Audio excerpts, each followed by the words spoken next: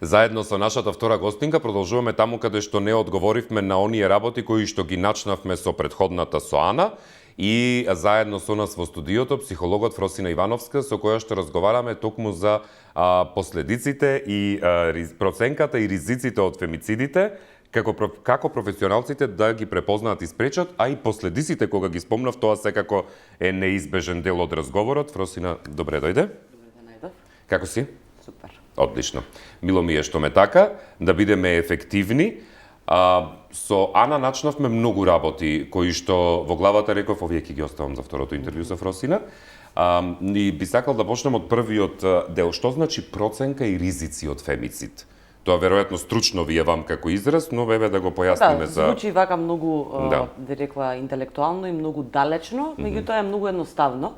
И во основа сите луѓе кои што директно работат со жени или работат на насилството, би требало да ги следат истражувањата, да ги гледаат бројките и да видат кои се тие насилни однесувања или случувања, кои што поготово ако имаме подолгогодишно насилство во една врска, ќе укажат на веројатноста дека имаме зголемен ризик да дојде до ваква фатална последица.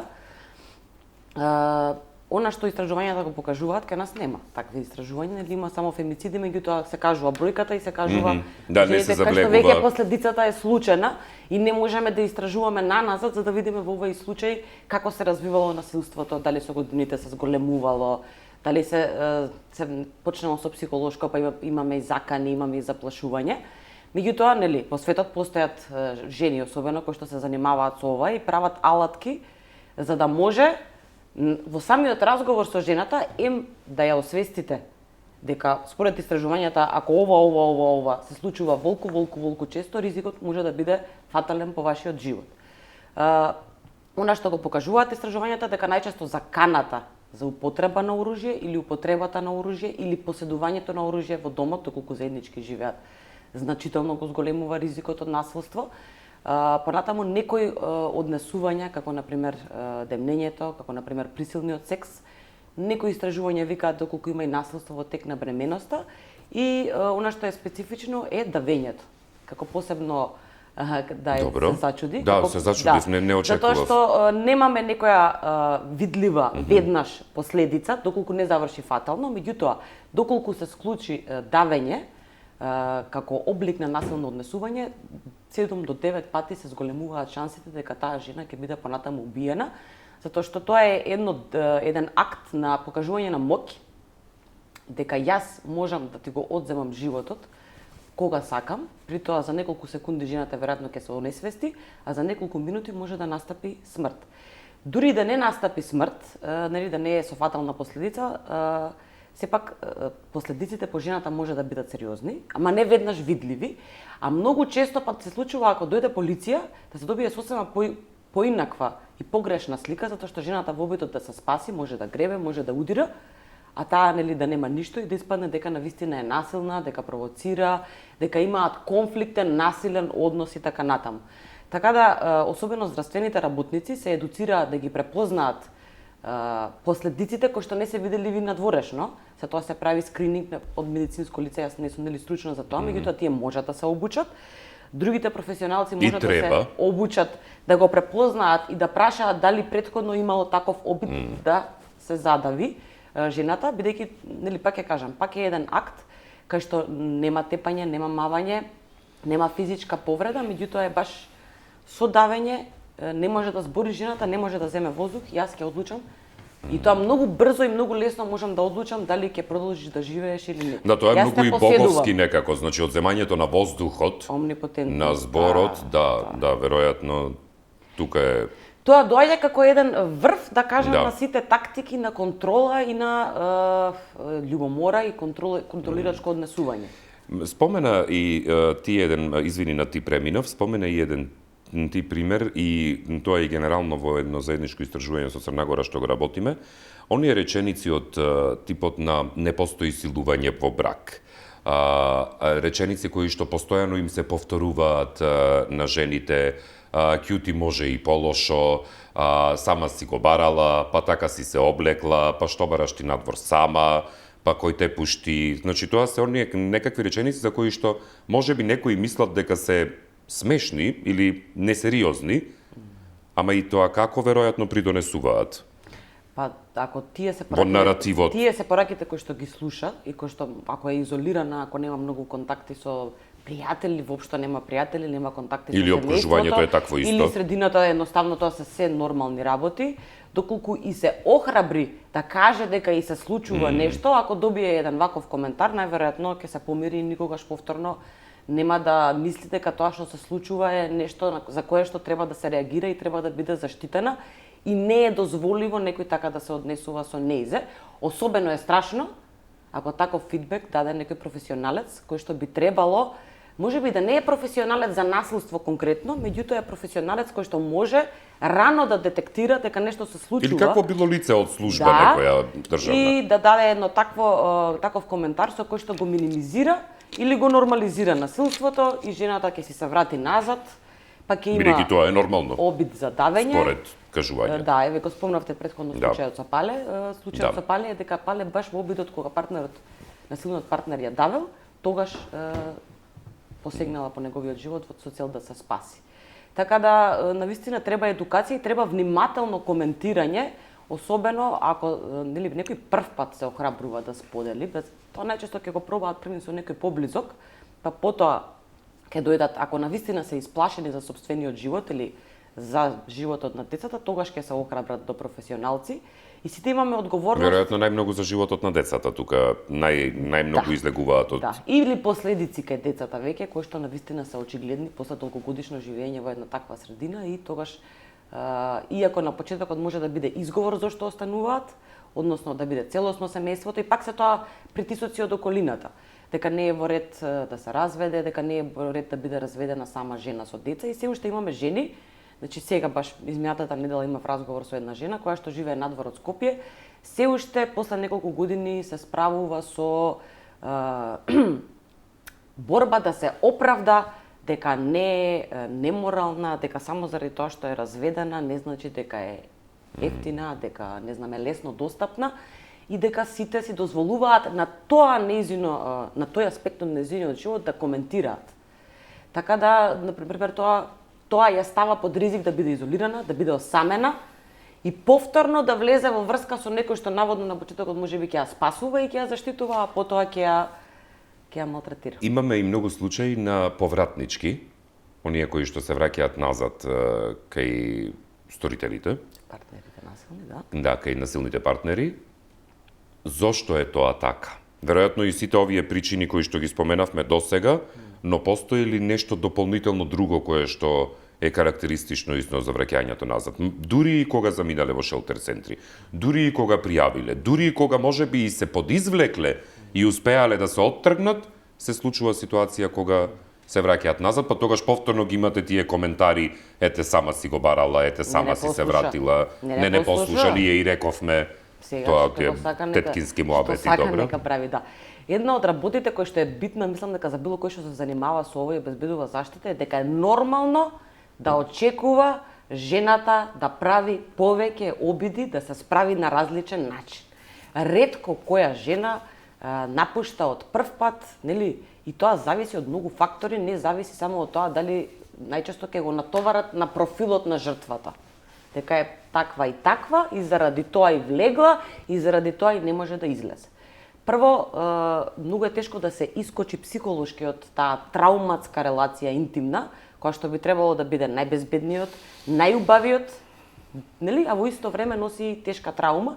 Многу жени знаат да кажат дека како бунар да пропаднале 15 години. И сега да бидете во бунар 15 години и одеднаш вие да излезете, да отидете да кажете јас сум во насилна врска, сакам да се разделам. Навистина е нереално очекување, а ние го правиме нечесто несвесно притисокот дека чим си дошла, чим си пријавила, значи дека треба да се разведеш и да го напуштиш. Така да треба да се гледа како процес и насилството не почнува веднаш, влегуваме денес во врска и од утре ти си жртва, јас сум насилник. Тоа е нешто кое што ќе се развива. Да, веројатно тоа луѓето не го гледаат така. Да, и сите веднаш брзо знаат да ја осудат. Меѓутоа, многу е битно што, пак ќе кажам, зависи дали има пријатели, дали има поддршка, дали има работа. Тоа е многу битен фактор и истражувањата покажуваат во анализи кај што се прават, има повеќе фактори вклучено, економската независност понекогаш е поголем предвидувач дали ќе остане на одлуката да не се враќа, отколку демографски податоци, психолошки профили на жената и така натаму. Меѓутоа, многу битно и како ќе реагира системот за заштита. Тоа сакав односот на институциите. Значи, прво и основно безбедност, дали гарантираме ние или не. Пошто, окей, е во шелтер 2-3 месеци, 5 месеци, 6 месеци, ние затворенички нема да правиме, од жените поентата е да бидат безбедни надвор. Ако не можеме да ја гарантираме безбедноста, тогаш како можеме да им се лутиме? Дополнително, нели често еве сега тоа се зборува за дека економски се зајакнуваат. Да, во ред е економски да се зајакне. Меѓутоа, за да економски се зајакне, треба да има поддршка во грижата за децата. А градинките во време на корона обезбедуваат имаат ограничен број на деца и имаат до 3 сат, до 4 сат. Значи жената не може да работи втора смена, мора да заврши во толку часот, мора да чека децата да бидат примени во градинка, да ги трансферира во... Ама сето тоа не е битно. Битно ние ти понудивме, ова е тоа што ние ти го нудиме, менито, тебе од нашето мени ништо не ти одговара, жал ми, ама ти си многу захтевна. Навистина... Малку сум запрепастен од сите овие работи. Вака, кога ќе ги слушне човек на едно место, добро? Да, во ред е да се зголемува, нели да се зајакнува жената и како што се зајакнува и станува се посилна, да се очекува и поголема одговорност, односно таа да се одлучува веќе за сопствениот живот, меѓутоа некои работи мора да бидат обезбедени, минимум, дека има каде да биде сместена, дека може да најде работа која што е достоинствена. Не можеме да очекуваме сите жени дека сакаат да работат да работат истата работа и само заради тоа што не го прифаќаат тоа. Да, тоа е веројатно тој индивидуализиран пристап, да. веројатно. Да. Значи, навистина, да се слушне што е тоа што имаат они да го кажат и заедно со нив да се прави планот и да им се помогне како да се снајдат подобро во средината. Повторно. Ама пак ќе кажам, први да се надминат тие трауми и да се осветат што се им се случувало во текот на тие години, бидејќи некогаш толку се оттрпнати, толку е нормализирано да се смеат кога раскажуваат, нели, што на секојдневно ниво доживуваат. Односот на институциите, инспекторите за семејно насилство, полицијата, генерално, здравствените работници, веќе ги споменавме дека треба да се работи со нив. Дали се уште, например, од искуството кое што го имате, дали се уште жените избегнуваат да пријавуваат официјално некакво насилство поради своевидна недоверба кон институциите? Па полицијата мислам дека едно од последните места каде што сакаат да отидат, прво го доживуваат како многу срамно да се поврзани со полицијата, доаѓа полиција, да интервенира полиција, демек тоа е шок, тоа е дополнителна траума. Меѓутоа, ако безбедноста е навистина толку загрозена, полицијата мора да изреагира. Во однос на другите институции, мислам дека ќе се колебаат, поготово ако имаат претходни негативни искуства, нели, некогаш некои жени и случаеви ние ги имаме по 10-15 години во системот. Се повторуваат, се враќаат. И претходните негативни искуства сакаат да дојдат ние, невладините, да им помогнеме специјализирани, ама да немаат никаков контакт со институциите. Меѓутоа тоа е невозможно затоа што тие имаат законската можност да конкретно влезат во домот, да постават против сторителот. Ние не можеме да го правиме тоа. Меѓутоа, кога ние им гарантираме, односно им го отвараме патот со тоа што ја правиме комуникацијата со институцијата, ги придружуваме таму, ја следиме цело време постапката, наместо да им кажеме, оди пријави во центар за социјална работа, што е многу лесно, на некоја жена и тоа е доволно, затоа што таа веќе има искуство, знае како да се снајде, ама на некоја жена тоа изгледа толку тешко, толку хаотично, толку ќе се изгуби. Особено прв пат кога треба пред некои непознати луѓе, професионалци седнати како во комисија, да зборуваат за својот интимен живот. Но добро, тоа е исто како и сега јас да земам да распрашувам овде пред телевизија интимни детали, мислам. Да. И обично им помага да се спремат претходно. Многу природно е тоа. Па да, ама знаете, ние веќе тоа ни е работа. Не, добро, јасно, да, разбирам. И многу често го губиме осетот дека на некој му е прв пат, дека му е непријатно, дека треба да бидеме внимателни до каде одиме со прашањата и да видиме што, нели, како на по-безбеден начин за жената да знаеме сето она што ни е потребно. Пристапот треба да биде веројатно и многу индивидуализиран кон секоја. Значи, има случаи каде што можеби воопшто нема ни да добиете некаква информација. Без разлика што самата жртва дошла. Да. И тука Тука веројатно се смрзнува во тој процес, не може да ви даде информации. Не само што не може да ни даде информации, може да дојде еднашка, да испраша, да добие информации и да ја снема после тоа и да не знаеме дали пријавила, дали се случува понатаму насилство и тоа е фрустрирачки кај нас, кај што не можеме ние потонатаму да ги комуницираме, бидејќи можеби не е безбедно да ја комуницирам јас. Сторителот може да дознае, меѓутоа сите информации е битно колку што можеме повеќе да ги дадеме, па евентуално кога ќе затребаат во одреден момент кога ќе биде спремна да може да ги искористи и Што значат сервисите кај нас? Кога ќе се рече сервиси? Ана поспомна нешто, услуги. Колку се тие важни? Еве шелтер-центрите ги споменавме, но веројатно психолошки советувалишта одредени, тоа е бидејќи тоа ви е вам секојдневна работа. Тоа е многу битно, затоа што нели многу често последиците од насилството, другите здравствени професионалци, од психолози или психијатри кои што се надвор од од овие специјализирани сервиси, знаат само да ги диагностицираат, да препратат, да се третира со медикаментозна терапија, без да навлезат во тоа, нели, што е тоа што довело до вакви последици и како тоа случување, тоа насилство, дали ќе продолжи да ги поддржува без разлика што ние моментално ќе ги намалиме симптомите или воопшто да не се интересираат за безбедноста, воопшто не се интересираат дали има некакви постапки или нема никакви постапки и многу битно да им се помогне, да им се разјасни, да ја тргнат чувството на вина од себе. Различни жени различно чувство на вина ќе понесат заради тоа што била ваква или заради тоа што била таква или зашто направила вака или затоа што е таква и таква, дека е дозволиво, прифатливо, дури на некој начин и заслужува да биде малтретирани. Се тоа е тежок процес, кај што навистина треба и психоедукација, треба и многу поддршка и многу простор за да се изразат, без некој да нели брза, веднаш да им се постави во улога на професионалец кој што има моќ и кој што сега ќе им каже дека они се жртви и како треба да го живеат животот и тоа е една замка која што не би требало да запаѓаме како професионалци.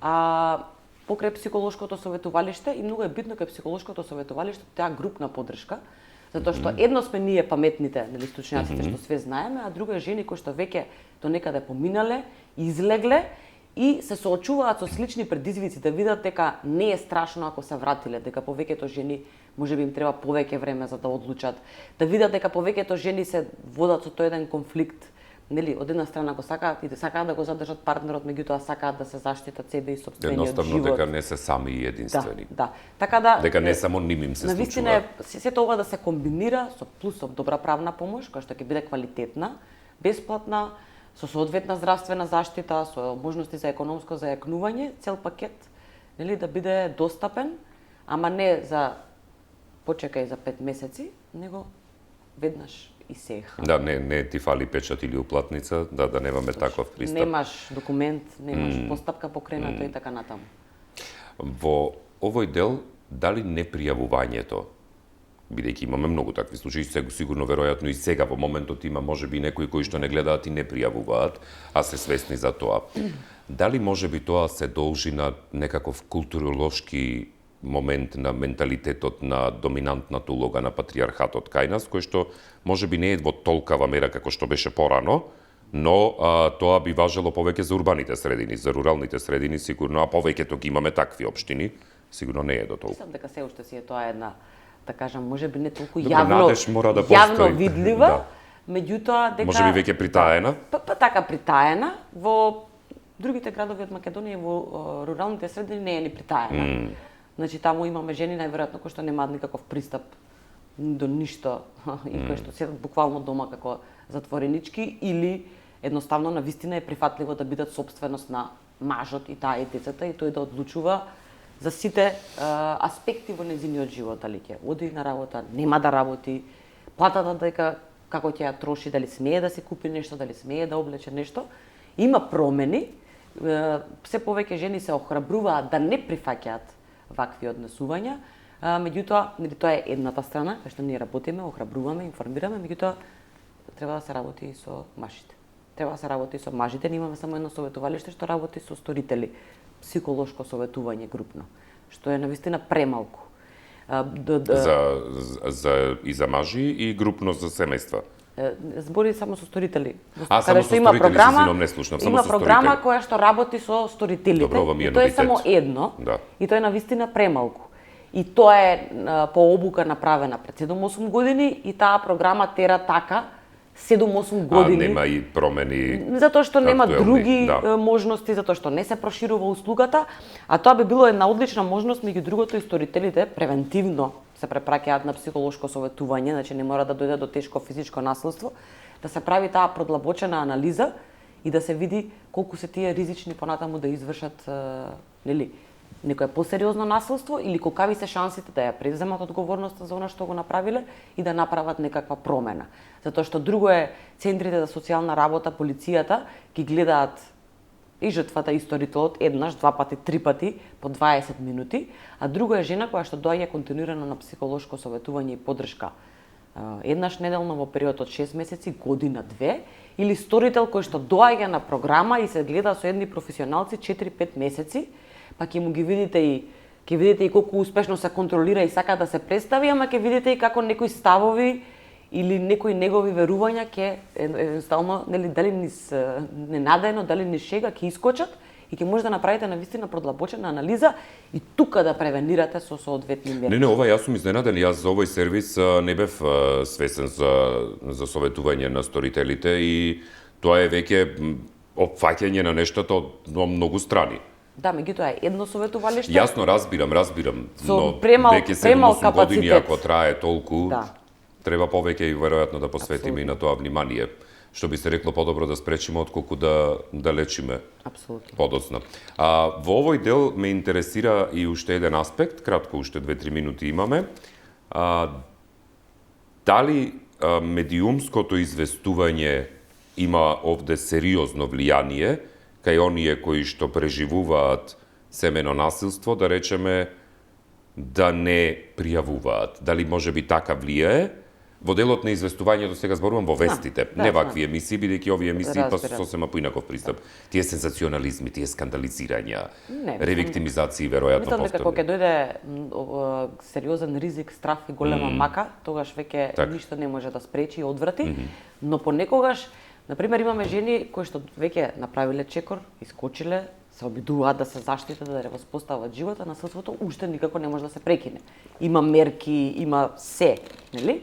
Тогаш гледаат на медиумите како последна шанса да се спасат од насилството кое што ни институциите не можат да го спречат. Меѓутоа, дека начинот на кој што известуваат медиумите ги одвраќа да пријават, не би рекла. Така.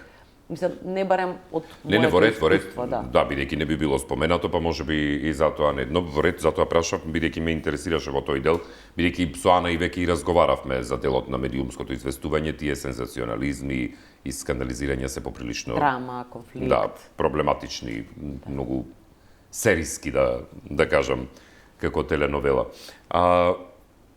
Дали може за крај чисто само да ги заклучиме причините за непријавување?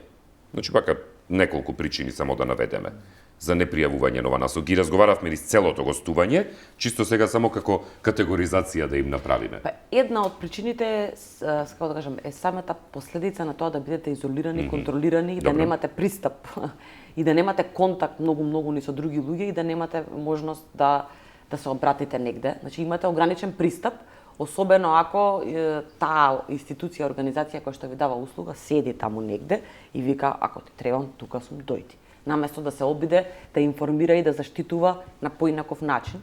Тоа е едно, второ е недовербата во институциите и тој нееднаков пристап. Значи, едно, многу често колегите знаат, односно жените знаат да кажат кога се надвор од Скопје, ама вие во Скопје имате можност за повеќе заштита. И професионалците се повеќе на број и се повеќе едуцирани, меѓутоа и е многу полесно да се зачува таа анонимност и доверливост.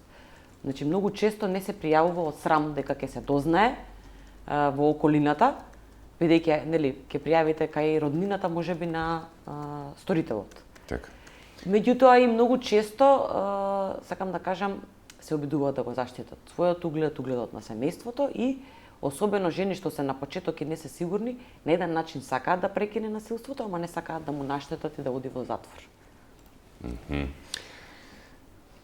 И дали тука има еден многу клучен момент, обвинувањето на жртвите дека тие се виновни.